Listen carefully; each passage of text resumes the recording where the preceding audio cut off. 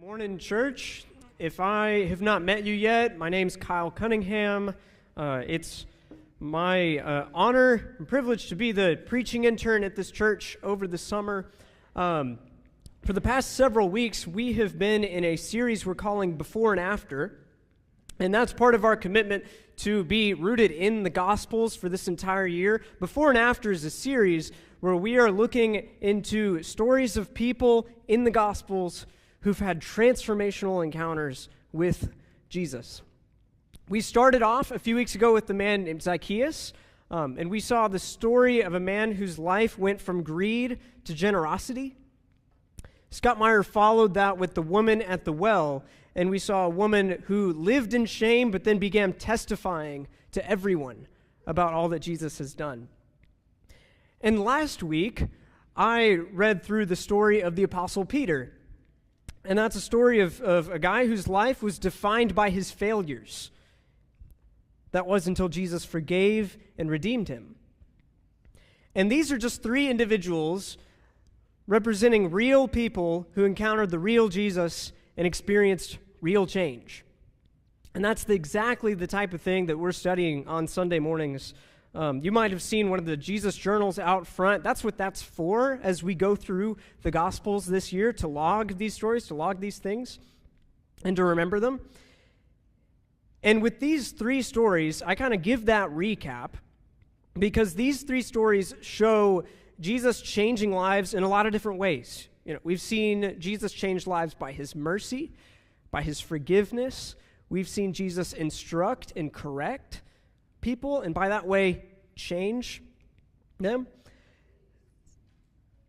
And with that, we've seen Jesus act in a lot of different ways, but today, we're going to see a different side of Jesus. Our story today is found in Mark chapter 5, and in that story, we're going to see Jesus change lives by his authority. I appreciated Rob's mention of this earlier in communion.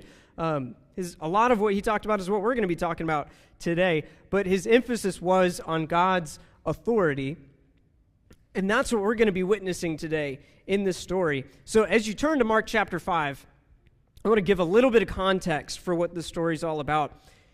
Back in Mark chapter 4, Jesus and his disciples are on the Sea of Galilee. We talked about the Sea of Galilee last week. We're back in it this week.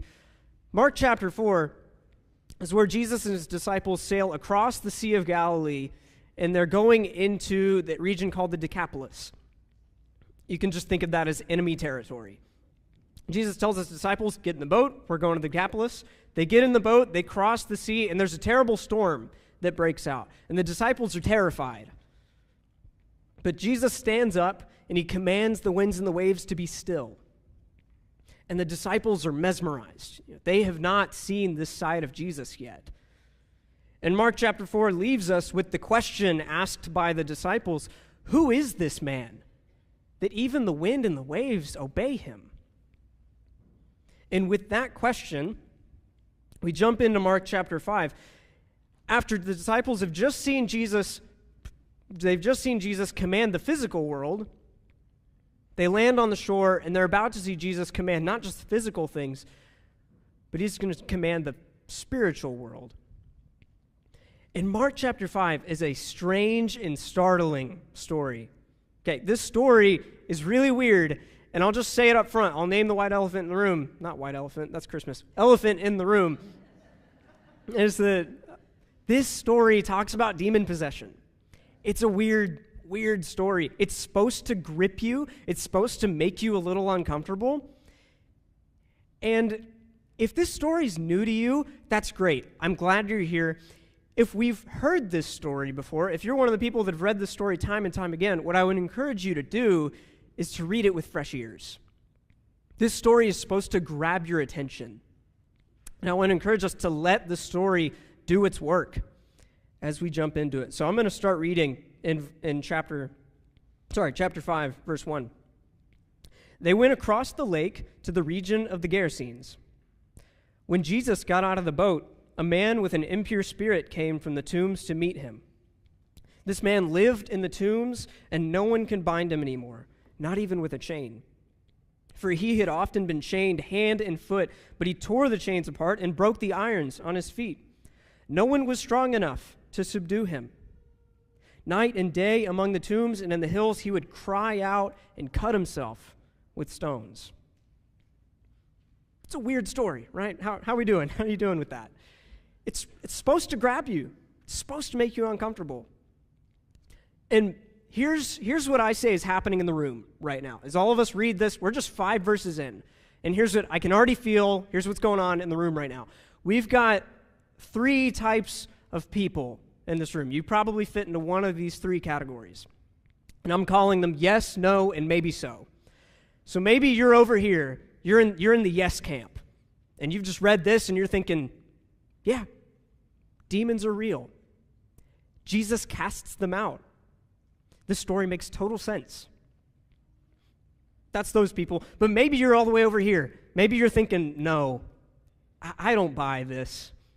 Jesus and his disciples, they were just men of their time. This is an ancient text. We've got diagnoses for these types of things today. Demon possession and all that, that's just primitive superstition. But maybe you're right here in the middle, in what I'm going to call the maybe so category, where you love Jesus, you love the Gospels, his teachings, the miracles, the cross, all that, you love it. But then it's this demon possession stuff. It's stories like this you just don't know what to do with. They make you uneasy. And I'm going to bet that this camp right here, this maybe so area, that's most of us. We've got some yeses, we've got some nos, but I would wager that the majority of people in this room feel uneasy with the story and don't really know what to do with it. I say that because that's me too. I'm a lot of the times just in this maybe so, I don't know. But I'm going to invite you to lean in to the story today, to think less about what you make of it and look instead to what Jesus does with it. Because wherever you land on spiritual topics like this, whatever you think of these things, I want you to take this very seriously. Jesus does not take spiritual things lightly, especially evil. When Jesus interacts with spiritual evil, he's not naive, he's not hesitant, he's not ignorant about these things. Instead, Jesus confronts evil, spiritual evil, as a reality. To Jesus, spiritual evil is very, very real. And I want to encourage you to follow his lead in this story. See what Jesus does with spiritual evil. Because I know we live in a modern world where we regard, spiritual evils as this superstitious mumbo-jumbo stuff. We don't really mess with that. Anything evil in today's world is typically reclassified as a symptom of either the physical world, of flawed psychology, of cultural influences, of the system, of upbringing, all those things. But the conversation seems to take a shift when we're forced to reconcile with certain things that have happened in history. After World War II and the Holocaust, when people learned the terrible atrocities other people were committing, evil seemed a lot more real. And even up into the 90s and the 2000s and the technological revolution, we thought through technology, we were going to solve every human problem, even that thing called evil. And then September 11th changed that conversation. Time and time again, we are forced to reckon with the fact that evil is very, very real. And the biblical authors know this. The biblical authors talk about spiritual evil as a reality. Ever since the serpent in the Garden of Eden whispered lies to Adam and Eve and acted as a parasite, evil existed in the garden to take over Adam and Eve and to make them do things they didn't want to do. Evil existed to tempt, to lie, to defile what God has created. And again, to reference some of the scriptures Rob mentioned, those are the things I'm talking about, where the Bible sees this shroud of darkness over the world that exists to break us apart from God.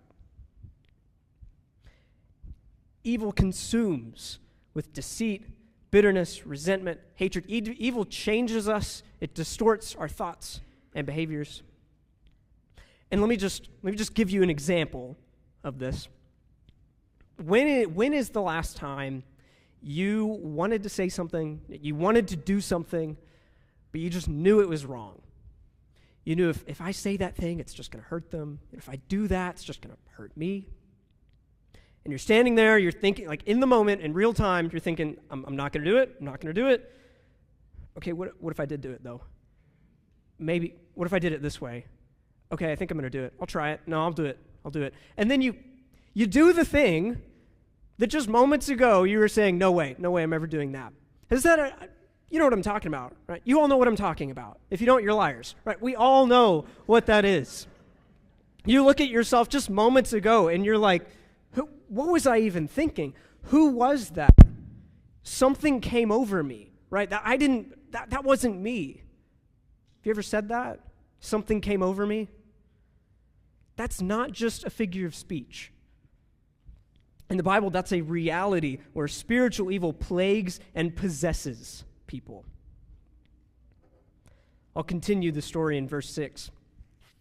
When he saw Jesus from a distance, he ran and fell on his knees in front of him. He shouted at the top of his voice, "What do you want with me, Jesus, Son of the Most High God? In God's name, don't torture me." For Jesus had said to him, "Come out of this man, you impure spirit." Then Jesus asked him, "What is your name?" "My name is Legion," he replied, "for we are many." My name is Legion. My Bible, I don't know if your Bible has this, my Bible sometimes has handy little footnotes that tell me fun facts about what I'm reading. Sometimes they're more than fun facts. They help me understand the story more. And in my Bible, I have a little footnote here that says, back in Jesus' day, a Roman military unit of about 6,000 soldiers was called a legion. Okay, so what do we do with that information? A legion is a group of 6,000 Roman soldiers. If you put the puzzle pieces together, yes, this story has layer upon layer of social and political commentary going on. This story is a critique of how dark and evil and corrupt and possessed Rome has become. And that's a great conversation to have. I'm not going to talk too much about Rome. I would encourage you to talk about that in your Bible classes after this. There's much to talk about with this story. But I want to give you a very simple focus for what legion here implies. To say, "I am legion, for we are many," what does that mean? That means this man is being pulled apart by thousands of forces. Thousands of things are ripping him apart from the inside.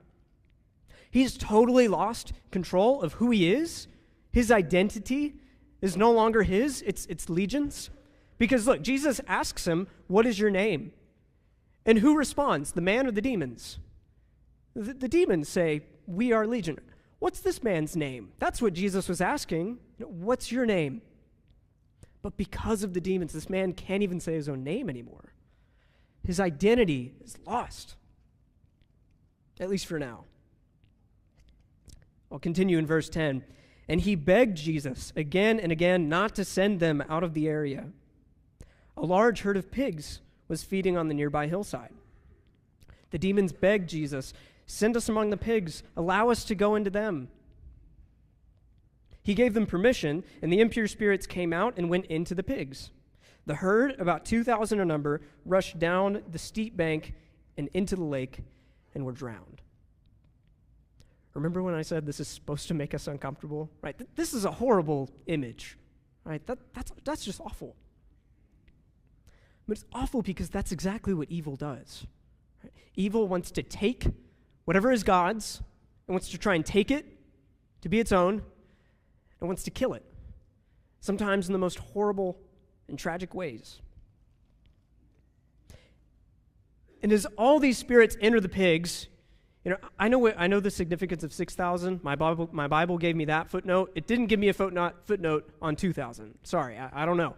Maybe one of you do. But there's a lot of pigs that get possessed by all these demons. Think about that for a minute. 2,000 pigs taken over by demons. All of those were just in one man.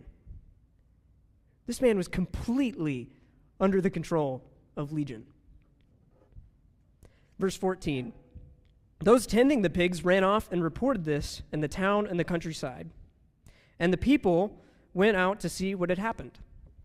When they came to Jesus, they saw the man who had been possessed by the legion of demons sitting there and dressed in his right mind. And they were afraid. Those who had seen it told the people what had happened to the demon-possessed man and told about the pigs as well. Then the people began to plead with Jesus to leave their region. Why are they asking Jesus to leave? What are they afraid of? Did they not see this man is sane again? Did they not see the miracle that just happened? But they respond with fear and they want Jesus to leave? What are they missing? I saw a video just a few days ago, and some of y'all can correct me because I was not alive for this, but maybe it was the 80s, 70s, I don't know. Whenever the federal government passed laws that we needed to now wear seatbelts in the car, and we could no longer have alcohol in the car. That was a law that was passed 70s, 80s, sometime around there. But I saw a clip the other day of a newscaster in that time going around interviewing people about their thoughts. And a lot of these people are responding with just outrage. How dare the government do that? This land isn't free anymore. All this, they cannot handle the fact of wearing a seatbelt and not drinking and driving, right? And it's a silly image. I bring it up because it's funny. It's funny to watch, but I think it goes to show just how people naturally are resistant to any change. Change to us, we almost have an allergic reaction to it most of the time. We hate any change, even if it's healthy change. And as we've been studying before and after stories, maybe you've related with one of the stories we've gone through on Sunday morning. Maybe you've had a before and after story where your life has been drastically changed, all because of Jesus. And that's good, but in the process, maybe what you experienced is a loss of relationship. You lost friends. Or maybe you encountered several people who were either stubborn or skeptical or resistant to all the changes that were happening in your life. When you quit cutting corners at work, and coworkers start saying, you're making us all look bad. When you quit participating in crew jokes, and suddenly, your friends are saying, you're just not fun anymore. When you stop living beyond your means, and your friends start teasing you for being cheap or boring. All because your change in behavior changed the norm. You disrupted the norm. You disrupted what everyone was used to, and people are not okay with that, even when it's good. And all change comes at a price.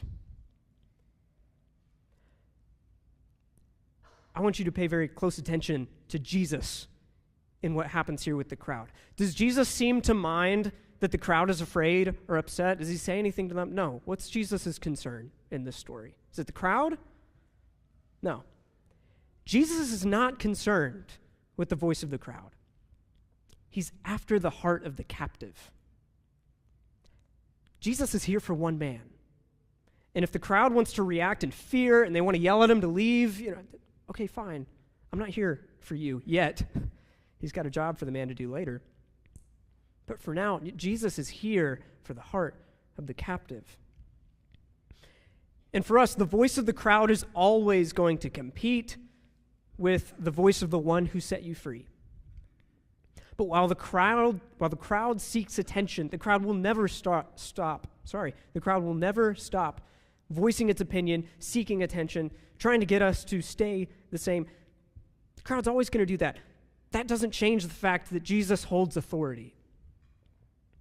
Even if the townspeople want to be afraid, even if they're resistant to what Jesus is doing, they can't do anything against Jesus' authority here. Verse 18. As Jesus was getting into the boat, the man who had been demon-possessed begged to go with him. Jesus did not let him, but said, "Go home to your own people and tell them how much the Lord has done for you." So the man went away and began to tell all in the Decapolis how much Jesus had done for him. And the people were amazed. That's how the story ends. And I know at this point, I bet a lot of you are probably thinking this right here. You're probably thinking, okay, hey, that was a great story of transformation and everything. Love that. Great story. Okay, but neither myself nor anybody I know is living in tombs, naked, gashing themselves with stones and crying out like that. Sorry, what does this have to do with me? This is a crazy demon possession story. I'm just trying to live my life. But I would say the story is much closer to each of us than we may care to admit. I want to ask you a specific question at this point. I just want to ask, what is it that captivates you? What really captivates you? What desires influence your thoughts, your actions, your heart posture? What are the things that captivate and draw your attention? Maybe it's success and finances. Maybe that drives you day in and day out. Maybe it's stability and control. As long as everything's under control, then I'm good. I'm going to chase after just keeping the peace, keeping everything in control. If I've got that, then I'm good. Maybe it's acceptance or people-pleasing. As long as people like me, I'm pretty captivated by that, right? As long as I'm good, as long as I've got a good reputation, then I'm happy. Or maybe it's romance or your appearance.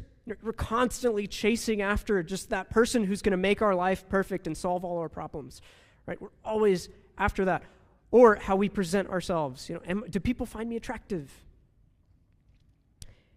Maybe it's more than one of these.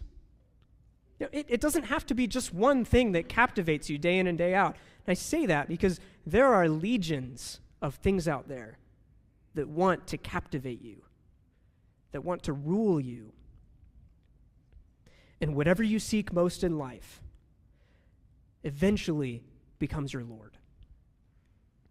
Whatever you seek most in life eventually becomes your Lord. The desires I just mentioned, I'm not saying there's anything inherently evil about them, like success or control or beauty or anything like that. There's nothing evil about those. But the thing is, the devil doesn't invent new desires. He doesn't need to.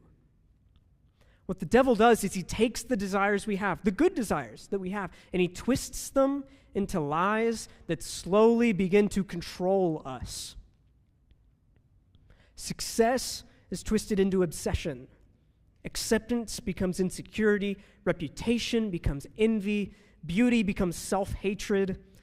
And all the while, we're slowly just handing ourselves over to the devil's schemes. We're just handing ourselves over and saying, I am captivated by so many things. I'm captivated to Legion. And we slowly hand ourselves over to the devil, who Jesus describes as the father of lies. Jesus says that the devil is the father of lies. And the devil wants you to have a before and after. We've been talking about before and after for weeks now, but the devil wants you to have one too. The devil wants to see you drastically change. Wants to see you become a completely different person.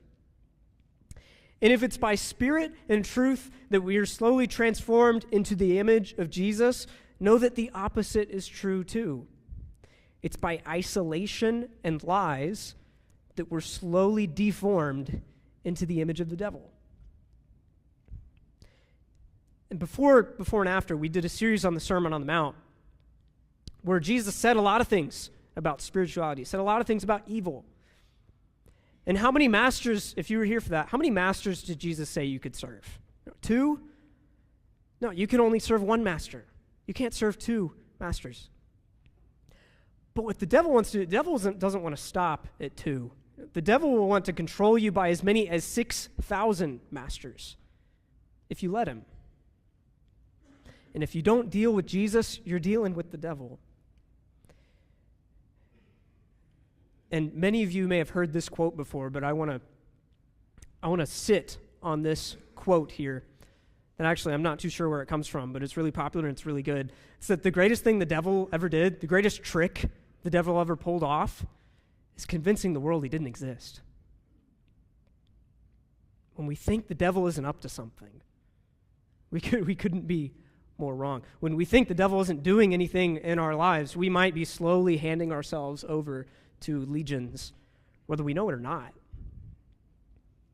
And it's when we fall captive to those desires, when we allow sin to consume us, that normally fear starts to set in, right? We start to be afraid of the people, the person you've allowed yourself to become. You see the things that you've given your life over to, and you start to be afraid, not only of what you've done, but you're terrified that anybody's going to find out about what you've done. You come to church, which is supposed to be the place where, you're supposed to sing praise songs, you're supposed to pray prayers that are so thankful and blessed. But the whole time, there's voices in your head whispering things, saying, why are you here?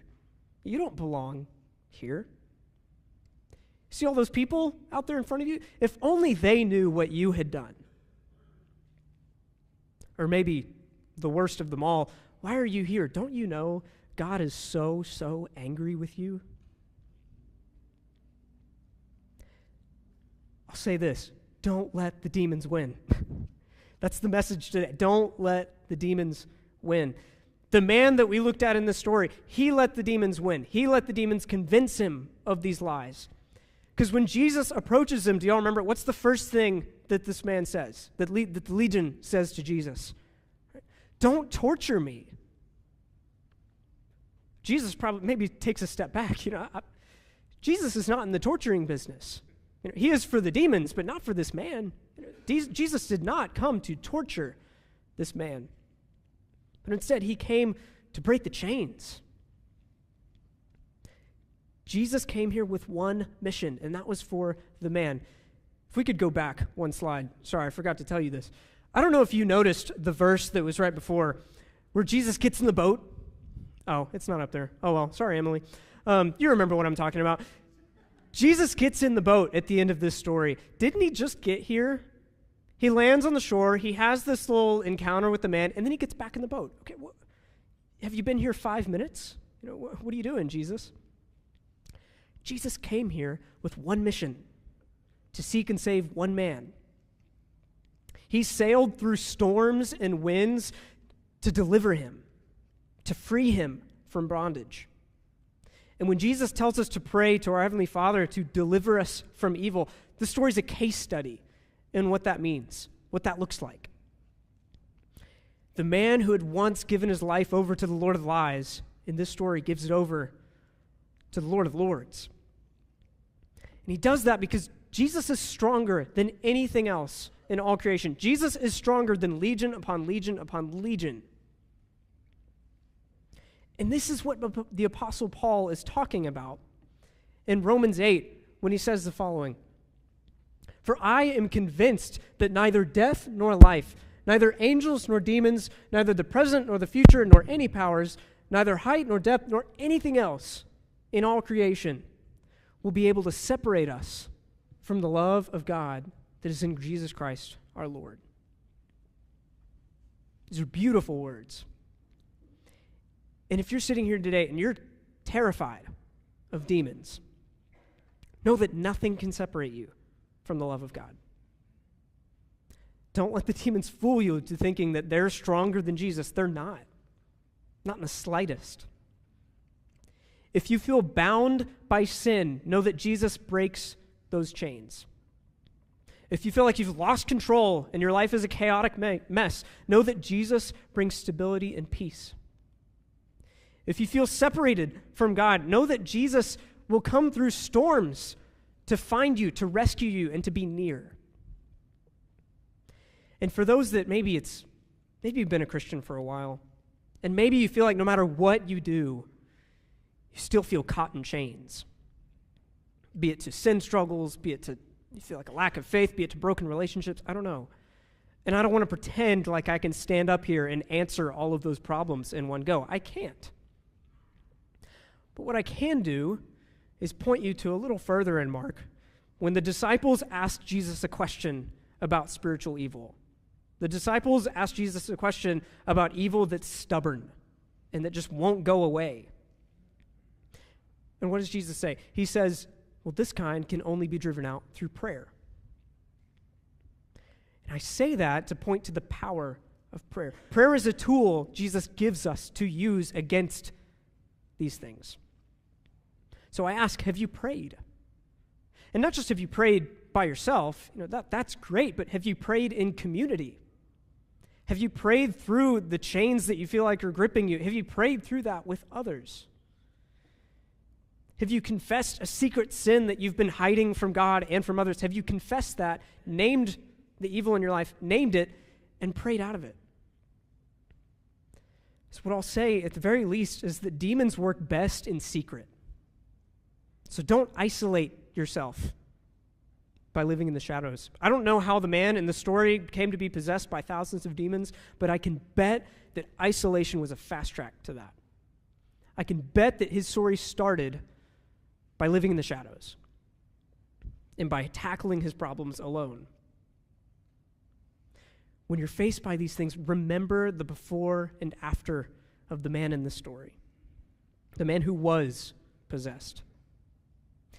Let Jesus be your Lord, and he'll drive out evil. At this point, I want to call ministers to the front and our shepherds to the back. If there's anything that you want to share with either the people here, church staff, you want to pray about in community, I want to encourage you to do that. I want to encourage you to, there's a number on the screen behind me that you can contact and let us know any way in which we can help you or pray over you or be with you.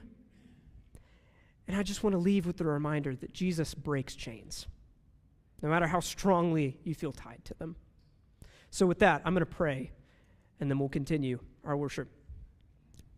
Lord, our God, Lord of lords, God, we thank you for the power and the authority of your Son, Jesus. We thank you for the power that he holds over evil.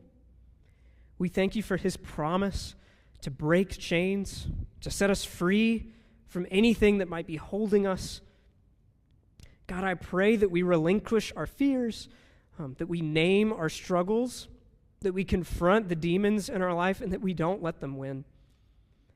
God, help us to name those things and to bring our struggles to you day in and day out. Help us to pray with others through all the forces that try and control us and convict us.